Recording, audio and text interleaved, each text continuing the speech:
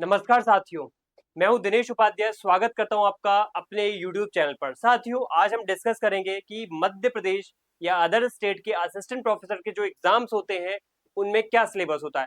मैं यहाँ पे आधार लेकर के चल रहा हूँ मध्य प्रदेश के असिस्टेंट प्रोफेसर का, तो समझते हैं इसके एग्जाम पैटर्न और सिलेबस को। साथियों, ये एग्जाम बहुत ही बड़ा और प्रेस्टिजियस एग्जाम है, जो कि मध्य प्रदेश लोक सेवा आयोग द्वारा लिया जाता है और ये कहीं न कहीं पिछले 2 से 3 साल में रेगुलर बना हुआ है। इसलिए इसकी तैयारी करना कहीं न कहीं बहुत ज़्यादा फ्रूटफुल हो सकता है और इसकी तैयारी बहुत ज़्यादा आपको एक प्रेस्टिजियस एक लेवल 10 की जॉब आपको दिला देगी, जिसमें आपको लगभग डेढ़ से लगभग 1,80,000 तक का 1,20,000 से लेकर के 1,80,000 तक का आपको सैलरी पैकेज देखने को मिल जाएगा।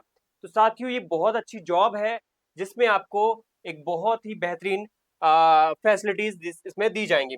अब समझते हैं कि इस एग्जाम में आपको क्या पैटर्न देखने को मिलेगा, उसके बाद हम सिलेबस पे बात करेंगे। पैटर्न देखते हैं। सबसे पहले ये मध्य प्रदेश लोक सेवा आयोग का एक जो सिलेबस या पैटर्न का जो पीडीएफ है, ये जो डॉक्यूमेंट है, उसी का मैंने फोटो यहाँ पे आपके सामने लगाया हुआ है। सबसे पहले हम इसका मार्किंग पैटर्न समझते हैं कि सर मार्किंग पैटर्न क्या है। देखो, मार्किंग पैटर्न समझने के लिए आपको एक बात बहुत ध्यान से समझनी पड़ेगी कि इसमें दो पेपर होते हैं। फर्स्ट पेपर होता है, एक सेकंड। फर्स्ट पेपर होता है मध्य प्रदेश का, जिसमें मध्य प्रदेश की जीएस, मध्य प्रदेश का history, polity, geography, economy, Madhya Pradesh का ट्राइबल और मध्य प्रदेश से रिलेटेड जो जो अलग अलग करंट अफेयर्स है वो पूछे जाते हैं और थोड़ा सा कंप्यूटर भी आता है। इसमें लगभग आपको 50 क्वेश्चन देखने को मिलेंगे और हर एक क्वेश्चन पर कितने नंबर्स होंगे? 4 नंबर्स होंगे। तो यानी कि टोटल 200 मार्क्स का ये क्या हो जाएगा? फर्स्ट पेपर हो जाएगा। अब आते हैं दूसरे पेपर पर।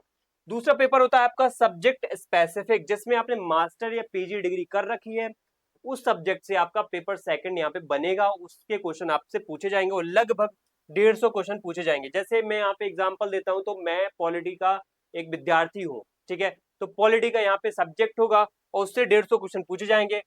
4 नंबर यहाँ पे हर एक क्वेश्चन पे मिलेंगे, तो 600 मार्क्स का ये पेपर हो जाएगा। तो ओवरऑल आपको यहाँ पे जब एग्जाम हॉल में जाओगे, तो आपको पहले क्या होगा, 1 घंटे मिलेंगे आपको इस एग्जाम पहले एग्जाम को देने के लिए, GS1 सॉरी बोल सकते हैं MPGS का, जिसमें आपको 50 क्वेश्चन मिलेंगे और आपको 1 घंटे का टाइम मिलेगा। आप 1 घंटे में इस 50 क्वेश्चन को हल करो, कोई निगेटिव मार्किंग नहीं है।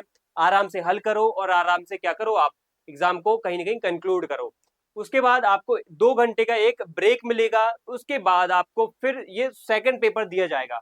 सेकंड पेपर में आपको सब्जेक्ट होगा जो आपने पीजी मास्टर डिग्री में कर रखा है।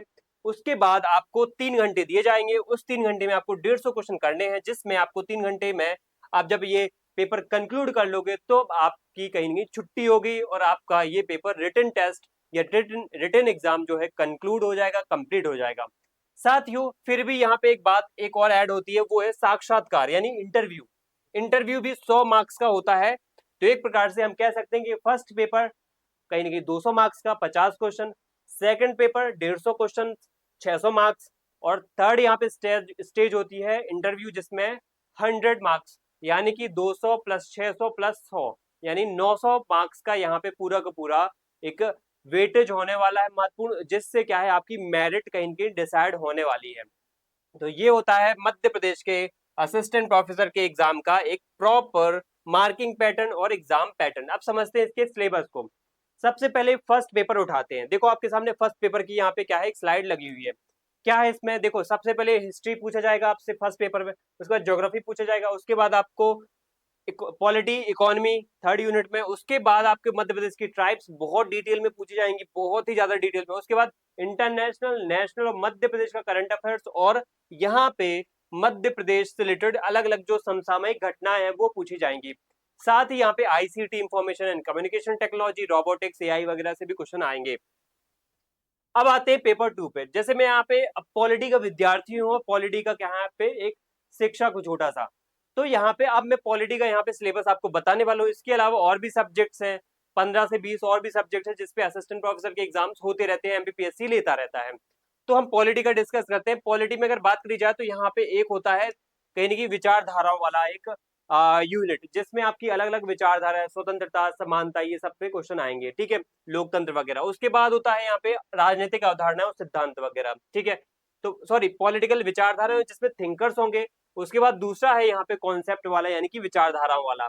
तो पहले में क्या है, थिंकर्स, दूसरे में आइडियोलॉजीज, तीसरे में होंगे कंपैरेटिव पॉलिटिक्स, चौथे में होंगे इंडियन पॉलिटी, इंडियन कॉन्स्टिट्यूशन के क्वेश्चन, पांचवें में होंगे पब्लिक एडमिनिस्ट्रेशन के क्वेश्चन और छठवें में होंगे पर्सनल एडमिनिस्ट्रेशन। ये पर्सनल एडमिनिस्ट्रेशन क्या होता है, इसमें ब्यूरोक्रेसी वाली बातें होती ज्यादातर, मैक्स वेवर की थ्योरीज है इसमें, तो वो मैं बहुत अच्छे से पढ़ाने वाला हूँ आप लोगों को।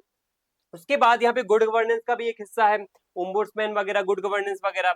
साथ ही 7th यूनिट में है इंटरनेशनल रिलेशंस, और उसके बाद 8th यूनिट में है इंटरनेशनल रिलेशन के साथ ही भारत की विदेश नीति, जिसको बोलते हैं इंडियन फॉरेन पॉलिसी।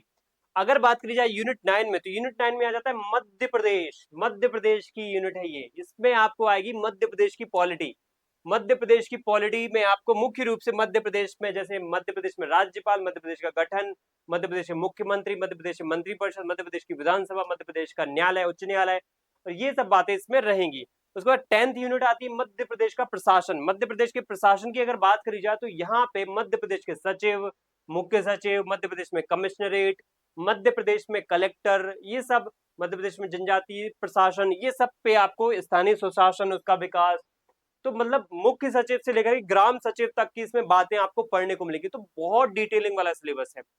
कहीं ना कहीं ये एक प्रकार से 70 से 80% तो यूजीसी नेट के सिलेबस से मैच करता है, बट यहाँ पे 20 से 30% यहाँ पे वेरी करता है, तो वो है एमपी स्पेसिफिक सिलेबस। साथियों, आपको समझ में आया होगा, उम्मीद करता हूँ आपको कहीं ना कहीं आपके सारे डाउट क्लियर हो गए। अगर कोई डाउट है तो आप कमेंट में बताइए, हम इसको कहीं ना कहीं अगले वीडियो में रिकॉग्नाइज करके उसको कहीं ना कहीं सॉल्व करेंगे। थैंक यू सभी को, जय हिंद।